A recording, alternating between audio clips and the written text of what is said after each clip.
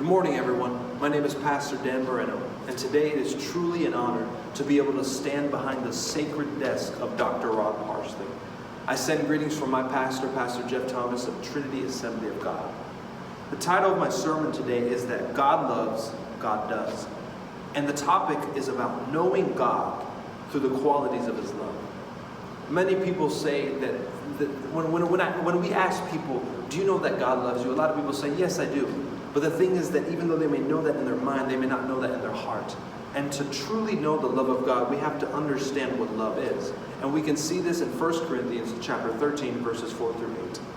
I'm reading this out of the New King James Version. Starting in verse 4 says, "Love suffers long and is kind. Love does not envy. Love does not parade itself, is not puffed up, does not behave rudely, does not seek its own, is not provoked, thinks no evil, does not rejoice in iniquity, but rejoices in the truth, bears all things, believes all things, hopes all things, endures all things. Love never fails." And because we know that 1 John 4:16 says that God is love, that means that when we read this, we can begin to know how much God really loves us, because God is love, and the qualities of love are just laid out so perfectly here. So the first aspect of love of God is that He reaches out beyond Himself. God is patient. He's patient with us. God is kind. He's kind with us. And His love never fails. So we see that as love, He doesn't just sit around, but He reaches out and seeks to bless us, seeks to be kind with us, seeks to be patient with us. He moves beyond Himself. The second aspect of God as love is that He's not selfish.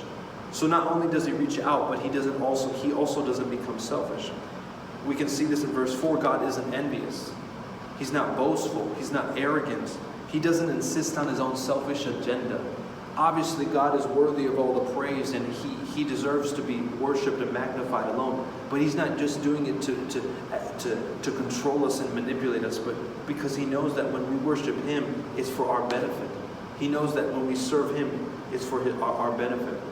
The third aspect of God as love is that He refrains from doing evil. God is not rude with us. He's not a jerk to us. God is not irritable. He doesn't irritate you. He's not going to annoy you. God is also not resentful. He's not going to make you feel bad when you don't do something. There is conviction, but He doesn't condemn you. In addition, God does not rejoice in iniquity. When we're suffering, when we're going through things, He doesn't make fun of us. But on the other hand, thinking about the fourth aspect of God as love is that instead He doesn't just not do bad things, but He also does good things. He rejoices in the truth. He rejoices when we walk in the truth. Celebrates that He bears all things. He believes in us. He believes all things, right? We can see that in verse 7.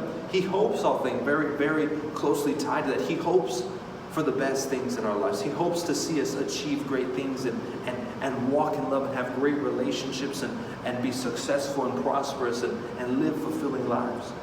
And He also endures all things. Right. So we have to realize that as love, He's always there for us. He does something as enduring. He doesn't just sit around, like I said. He's there for us. And that's such a beautiful thing.